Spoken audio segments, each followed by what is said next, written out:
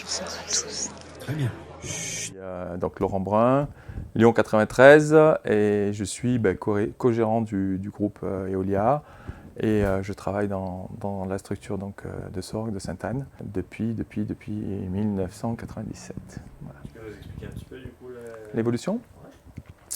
Ouais. 97, j'ai racheté une structure à un confrère qui partait à la retraite au centre-ville de Sorgues. Les étapes importantes, c'est 2008, déménagement dans la zone de Sainte-Anne ici. Depuis 2 ans, agrandissement avec acquisition du scanner. Et 2014 aussi, il y a eu un élément important, l'ouverture du service de garde en interne, et qui nous a amené à développer l'activité, d'abord l'activité, et puis évidemment l'équipe qui s'est étoffée pour répondre à la demande et aux besoins. Ouais. Tu peux revenir un petit peu du coup sur 2014, les gardes, 24h24, qu'est-ce que ça implique, comment ça s'organise? D'accord. Qu'est-ce que ça Ouais. change dans l'activité? 2014, on décide de faire nos gardes en interne. À l'époque, on est 3 vétos, donc c'est un petit challenge, mais en même temps, on se dit qu'on va faire des gardes que pour nous, donc ça reviendra souvent, mais pas très très dense. Et en fait, très rapidement, quelques cliniques qui commencent à nous solliciter pour prendre en charge leur continuité de soins. Et puis ça fait un petit peu boule de neige. Aujourd'hui, on a une trentaine de cliniques qui nous confient leur garde. Donc ça a impliqué qu'on passe de 3 vétos à 7 assez rapidement, finalement. En parallèle, l'activité de jour aussi qui suit pas mal. Parallèlement à ça, tu es obligé de t'équiper aussi pour être le plus autonome possible pour tes gardes. Et du coup, il y a 2 ans, scanner. Il y a 2 ans, en fait, un besoin, alors une envie de scanner, je dirais, et finalement un besoin de place, parce que l'équipe grossissait et les locaux étaient moins adaptés, aussi bien au niveau de l'hospitalisation, puisqu'on a dû augmenter la taille de notre chenil. Ça nous a permis de scinder les chats, les chiens, ça nous a permis de mettre en place un chenil contagieux. On n'avait plus de place pour les vestiaires. On avait un vestiaire commun quand on a commencé, un petit vestiaire. Là, maintenant, on a scindé filles, garçons. On a un espace de vie qui est sympa, qui permet de se retrouver pour manger. Des bureaux qu'on ne partage plus avec Virginie qui fait notre administratif. Au début, on l'a partagé, puis après, elle nous a pris notre bureau, on n'en avait plus. Donc le projet qui partait sur scanner, ça a été un projet global. Et on profite maintenant de tous nos locaux, de toute la surface de nos locaux, avec 700 mètres carrés, c'est ce qu'on se disait tout à l'heure, de surface. On a 5 salles de consulte, le scanner et puis les équipements, je dirais, classiques de ce genre de structure, quoi. Du coup, si on revient un petit peu sur l'équipe, qui a grossi très vite, avec des gardes 24h/24, ça n'a pas toujours été facile au début à structurer. Ouais. Est-ce que tu peux expliquer à la fois le raisonnement qu'il y a eu, la problématique, le raisonnement qu'il y a eu pour la résoudre, et du coup comment ça s'est structuré petit à petit? La problématique, c'est essentiellement une problématique qui est liée à la pénibilité. Donc on a très rapidement identifié la nécessité qu'un lendemain de garde, par exemple, on puisse être en off. Sur les dimanches, les journées de dimanche et jours fériés, on a aussi rapidement identifié qu'un vétérinaire tout seul, c'était pas gérable, parce qu'on avait en parallèle de ça l'hospitalisation qui augmentait. On a proposé de mettre une ASV en binôme avec le veto du dimanche. Voilà, on augmente les moyens au fur et à mesure que la demande se fait ressentir. Pour l'instant, on n'a pas une activité qui est suffisamment stable et importante pour mettre une ASV la nuit, mais ça fait partie des réflexions. Tous les actes qu'on peut déléguer ou qu'on peut faire à plusieurs, là, on fait tout seul. Donc ça prend plus de temps, c'est plus lourd. Il y a une forme de pénibilité par rapport à ça sur laquelle on a une réflexion qui est sérieuse. Mais si on peut améliorer les conditions de travail, c'est vraiment quelque chose qui nous tient à cœur. Au jour, et comme tu l'as dit, la journée, grosse équipe, gros rythme, ouais, c'est vachement plaisant. Ouais. Tu peux en parler, les bons côtés, les mauvais côtés, mais les bons côtés. Ouais, moi j'adore travailler en équipe. On a chacun qui est à sa place. On se fait déborder souvent, il faut reconnaître. Mais il y a cet esprit cette cohésion, cet esprit d'équipe, on va s'entraider. Le meilleur moment de la journée, c'est le moment où on ferme la boutique et on se dit pétard, ça y est, on l'a fait, quoi. Et on a eu 40 clients dans la journée, mais ça a été dur. Il y a parfois du mécontentement, de la fatigue, de l'agacement, de l'attente, etc. Des imprévus, mais voilà, on l'a fait. Quelle est l'importance de savoir-être et quels sont les savoir-être qui sont importants pour l'équipe à Sainte-Anne? Comme je vous l'ai dit, et je vais le redire devant la caméra, mais pour moi, le savoir-être, c'est aussi important que le savoir-faire. Et c'est même à la limite plus important parce que le savoir-faire, on peut l'acquérir. Ouais, ce que j'attends d'un candidat, ça va être de la bienveillance avec tous les membres de l'équipe que ce soit avec ses boss, avec les ASV, avec les autres vétos. Voilà, cette cohésion, cet esprit d'entraide. Et puis, voilà, un peu de lagnac, quoi, parce qu'effectivement, on fait des journées qui sont dures, on fait un métier qui est compliqué, de toute façon, hein, c'est pas un métier facile. Il y a de la tension par rapport aux clients, par rapport à plein de situations qui peuvent être un petit peu douloureuses, un petit peu pénibles à vivre. Mais voilà, de la bienveillance avec tout le monde. D'abord, ça tisse des liens, ça permet qu'on ne craque pas, qu'on soit tous bien dans ce qu'on fait. Moi, je trouve que ça donne du sens aussi de venir tous les jours pour participer à un effort collectif, enfin, apporter sa pierre à l'édifice du travail d'équipe. Et puis quand on est bien, on est bien avec les clients du coup. Donc on apporte notre service qui est, voilà, on fait un métier de service. Et donc il faut qu'on soit bien pour nos clients aussi. Alors, il y en a qui sont plus faciles que d'autres à gérer. Il y a plein de choses qui font que des fois c'est compliqué. Mais devant le client, je pense qu'on doit un petit peu pouvoir mettre de côté tout ce qui rend les choses difficiles. Et ça, je trouve que c'est par l'équipe qu'on y arrive le mieux. La première chose, voilà, c'est savoir-être, c'est bienveillance. Bon, après, il faut être courageux, je pense, pour bosser. Et puis voilà, puis être sociable, quoi, voilà, aimer partager, puisque vous avez pu le voir, on est 10 à manger à table à midi, on partage, on plaisante. Ouais, il faut avoir de l'humour aussi, c'est bien. Hein. Si on a de l'humour, c'est une valeur ajoutée, c'est sympa. Et du coup, il y a le savoir-faire. Donc il y a à la fois une structure qui est quand même encore, des vétos qui ont encore la compétence d'être quand même généraliste, mais un peu polarisée. Tu fais la chirurgie. Ouais. Il y en a qui ne font pas de chirurgie, qui sont plus sur la médecine, sur l'imagerie. Quelles sont un peu les compétences qui sont recherchées là, pour un futur membre de l'équipe? Ouais, si on a de l'autonomie, c'est bien. Après, bon, on est capable de former les gens, mais on va former des gens qui, effectivement, auront peut-être au départ une activité qui va être un petit peu restreinte sur de la médecine G. Si on a un profil de chirurgien, on prend, clairement, parce que ça repose effectivement essentiellement sur moi.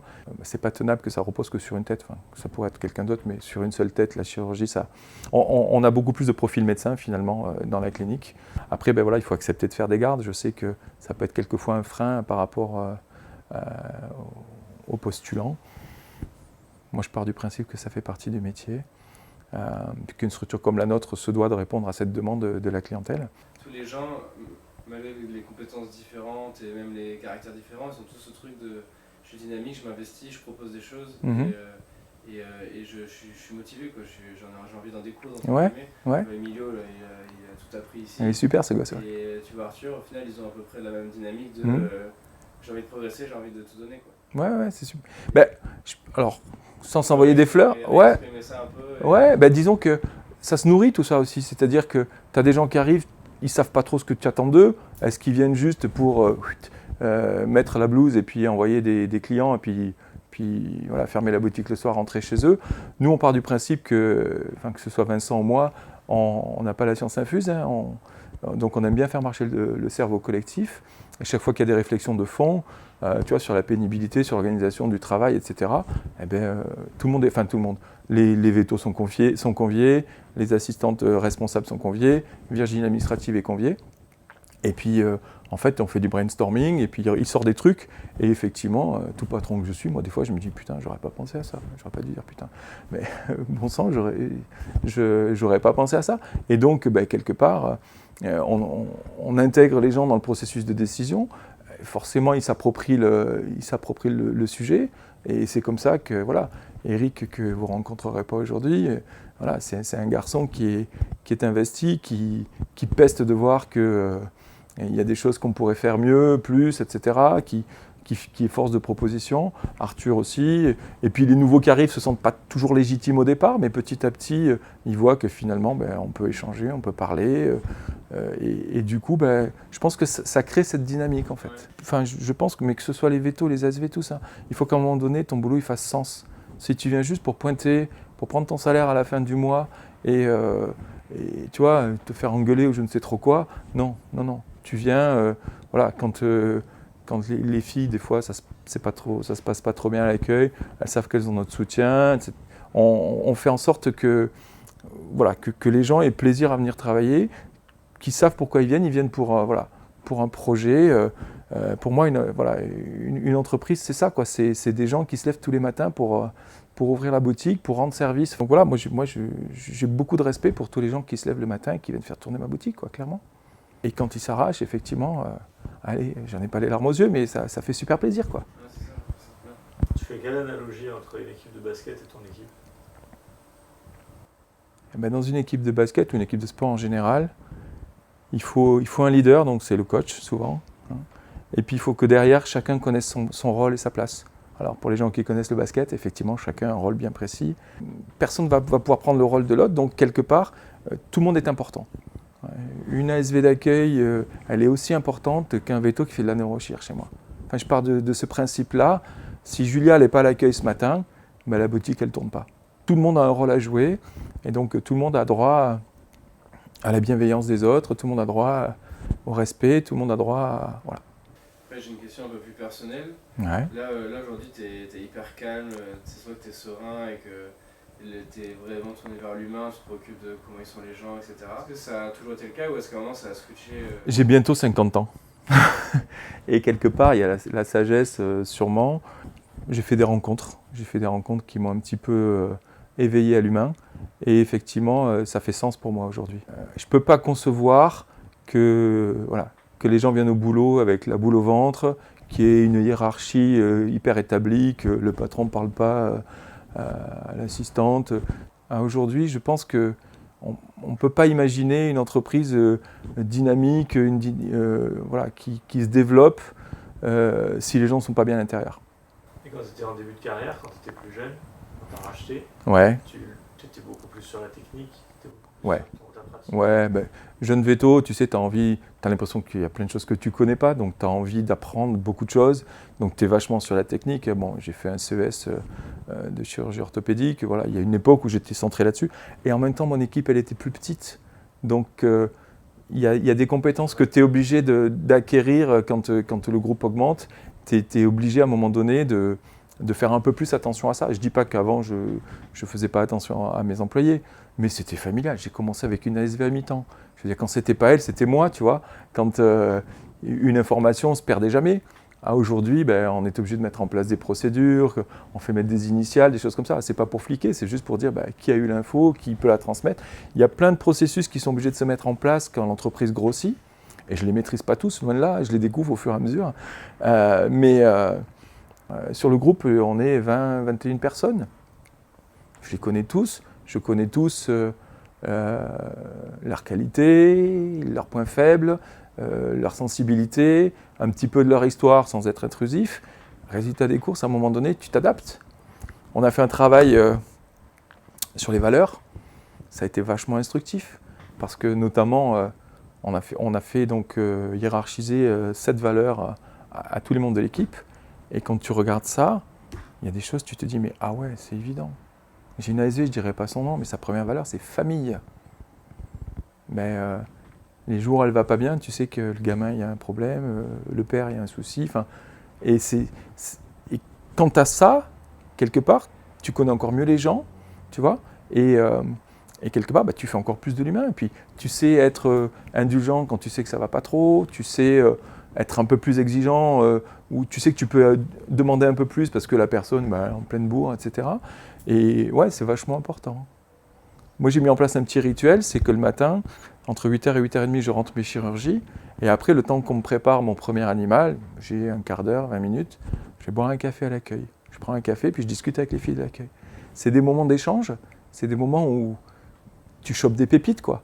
Tu sais, tu apprends un peu des choses, sans être intrusif, hein, mais tu apprends un petit peu des choses et ça te sert.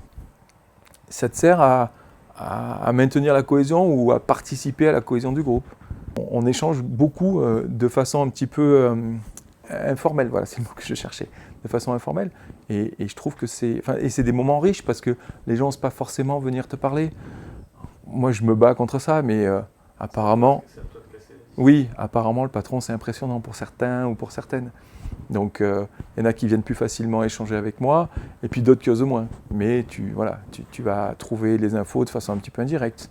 Et là, ce travail-là sur les valeurs ou sur le management d'une manière globale, vraiment ce que tu disais tout à l'heure, c'est vraiment toi qui as mûri ton rôle de dirigeant. avec les rencontres, avec ce que tu as pu faire. Et il y a eu aussi un travail avec Pierre Matvet, par exemple, c'est aussi là-dessus. Oui. Je ne sais pas si je pouvais citer Pierre, mais... Non, mais t'inquiète, on coupe. Ouais. Non, oui, c'est le travail avec Pierre Matvet, effectivement. Pierre, c'est quelqu'un qui est profondément humain et qui de façon très fine, a instillé un petit peu cette notion d'humain, etc. Et j'avoue que moi, ça a fait tilt, quoi. Donc il y a effectivement une recherche d'un vétérinaire pour Sainte-Anne, préférentiellement chirurgien. Ouais. Et il y a également aussi, donc on a un petit peu évoqué, mais l'envie aussi de confier des responsabilités à quelqu'un. Sur notre structure. Oui. En fait, dans l'idée, on veut grossir, hein, je l'ai dit, et le principal frein qu'on identifie, on n'est pas les seuls, c'est clairement les ressources humaines, donc les vétérinaires. Donc c'est d'ailleurs pour ça que vous êtes là, parce qu'à un moment donné, on se dit, si on grossit, il faut qu'on professionnalise, quoi. Donc on va professionnaliser le recrutement, et effectivement, dans l'idée d'essaimer d'autres structures, on a besoin de gens aussi qui auraient potentiellement envie de prendre la responsabilité d'une structure. En gros, d'être un petit peu comme un créateur d'entreprise ou un créateur de clientèle, mais avec notre soutien.